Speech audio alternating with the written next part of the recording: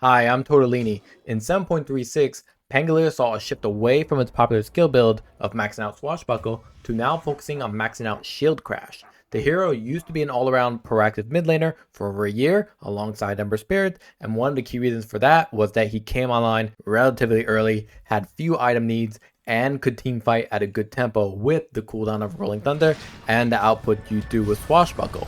If we take a look at Dota 2 Pro Tracker, we can see that this is no longer true, but rather a brand new build has emerged. One of the reasons we're seeing this build is that the nerfs that the developers did to the hero were detrimental in 7.36, 7.36a, and 7.36b. Swashbuckle now had a higher cast point, thus less reliable to land, as well as less range, and a higher cooldown. This meant that the hero just can't reach nor output as much as before. Now that doesn't mean the hero sucks, he's just reverting back to an older build with Echo Sabre and now Harpoon. This is especially true when we take a look at his new Facet, Double Jump, which allows you to land 2 shield crashes back to back during Rolling Thunder for increased damage.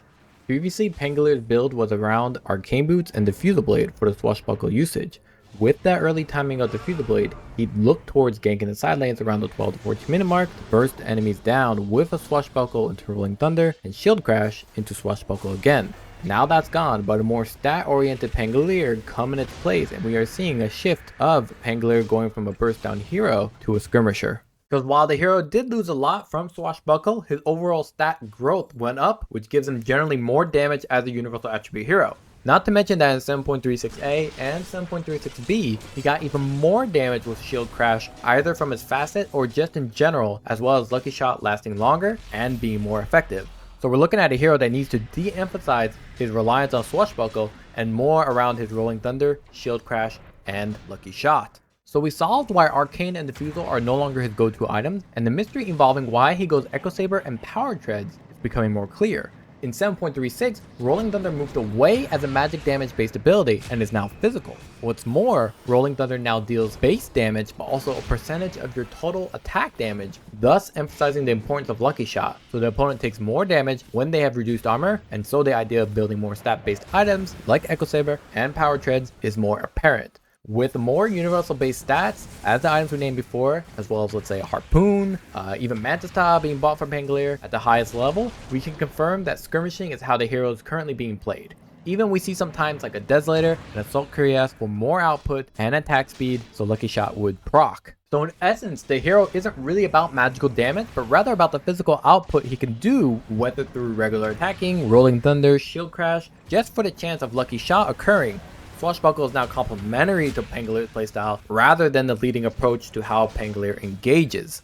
So how do you play this new Pangolier? Well, the typical build is not all that different than before. As we mentioned, instead of Arcane Boots and Diffusal Blade, now it's Power Treads and Echo Sabre, which should give you decent mana regen to farm up until your Blink Dagger with your right click. What's important to note is that Pangolier typically has low health, and that was okay before, since with the Swashbuckle, it meant he could rely on it both for the safety, due to its old larger range, but also for output from afar, which we now know has also been nerfed.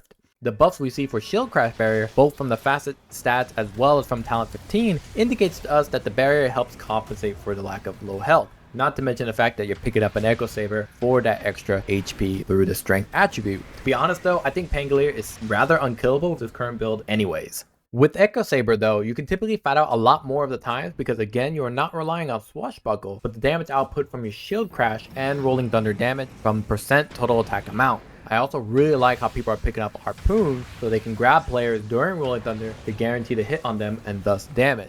For skill build, I mentioned already that we max out Shield Crash over Swashbuckle, and the talents also align with this skill build, where your level 10, 15, 20, and 25 are about Lucky Shot, Shield Crash, and Rolling Thunder. So in summary, Swashbuckle is no longer the go-to approach to fight for Pangolier because he's no longer a burst hero, but a regular mid-game tempo fighter.